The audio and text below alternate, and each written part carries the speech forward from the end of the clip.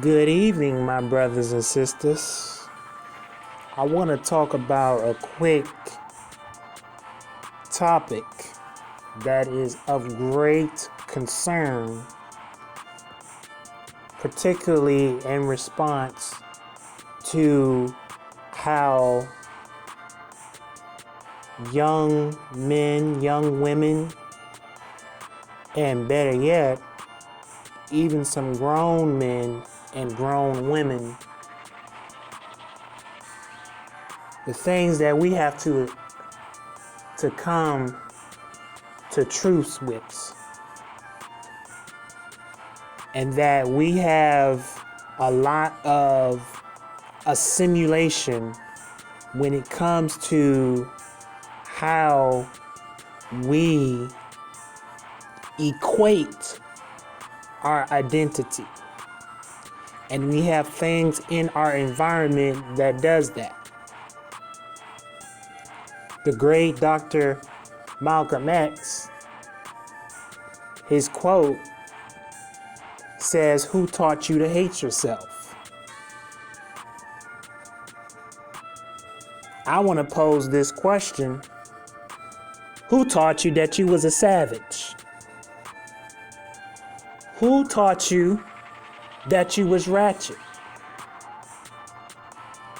Better yet, who taught you that you a nigga? I don't even like using that term, but for the sake of describing and bringing it up in this context, I think that this is something that we need to deal with. As an individual, personally myself, as mentoring someone,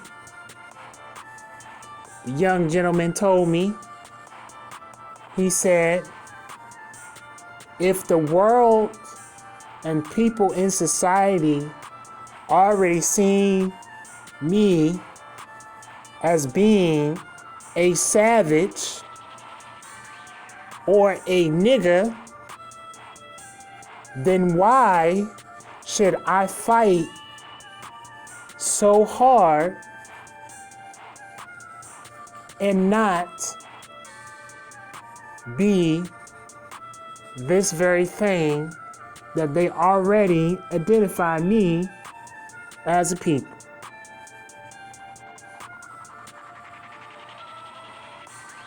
And I want to say, the only person that can cause you to assimilate to something demeaning when God has called you to be a man of valor and God has called you to be a virtuous woman. And anything that exalts itself to tell you otherwise comes from Satan himself. Because as long as you can see yourself other than the way that God has created you, then you're going to see yourself as being ratchet, you're going to see yourself as being a savage, and you're going to see yourself as being a nigga. This junk that we have going on in the entertainment industry is something that we need to deal with. I know this may be a unpopular message because we like those little hooks. We like those little, those little sayings. And we love saying, "What's up, my nigga?" And we love identifying ourselves with the word savage. And the word savage basically is something that is deemed as being ruthless and reckless. And the enemy wants you to see yourself as being ruthless and reckless because he doesn't want you to operate and be the man or woman of God that you are to be. And a lot of this junk comes from the hip hop music and the rap music. It seems like nowadays you can't find any type of wholesome rap without being deemed as a savage, without being deemed as being ratchet, and better yet, the industry creates so much dogma specifically against a black man and a black woman, to the point where we're even calling our women bees. And I'm using that term in retrospect and in honor, because I know that I may have other people that listen to this, but we all know the real deal.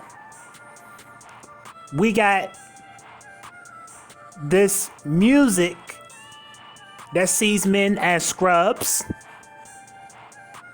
and we like it. We like this garbage that comes from the hip hop music and the hip hop culture. We like this garbage that demonizes our women, black women, and we like anything that tears down the black woman, and we like anything that tears down the black man. Why? You may say, why? Well, because the truth be told, the enemy sees the true identity and the calling that rests upon black men and black women, our black kids, our black young men, our black young women.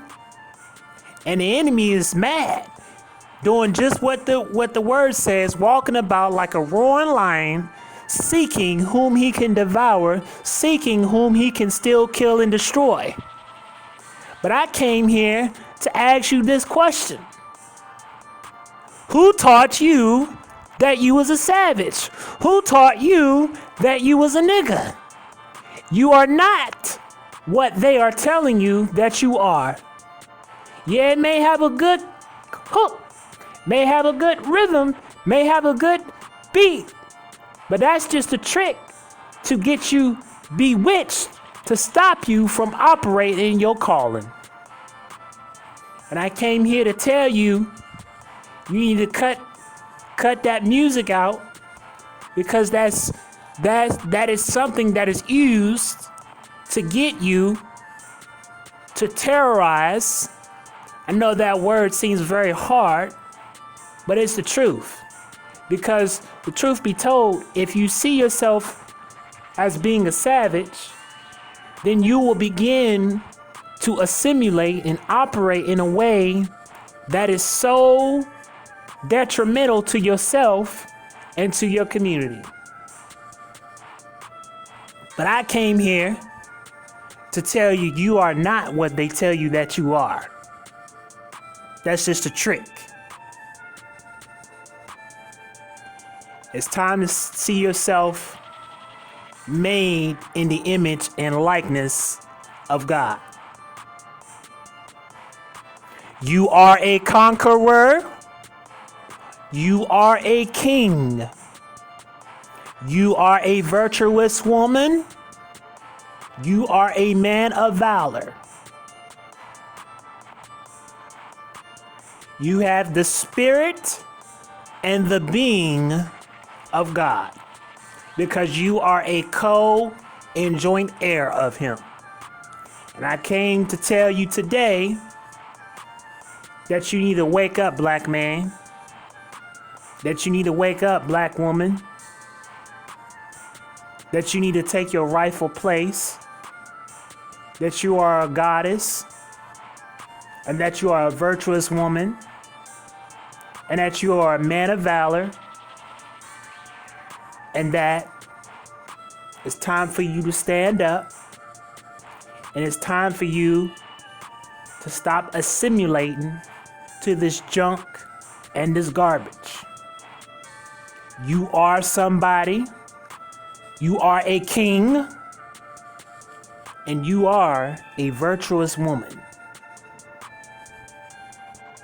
Every day you wake up, you need to take a look at yourself in the mirror. And while you look in this mirror, you need to decree and declare that I am somebody, that I am what God says I am, and that I can do all things. And that even when I face a challenge,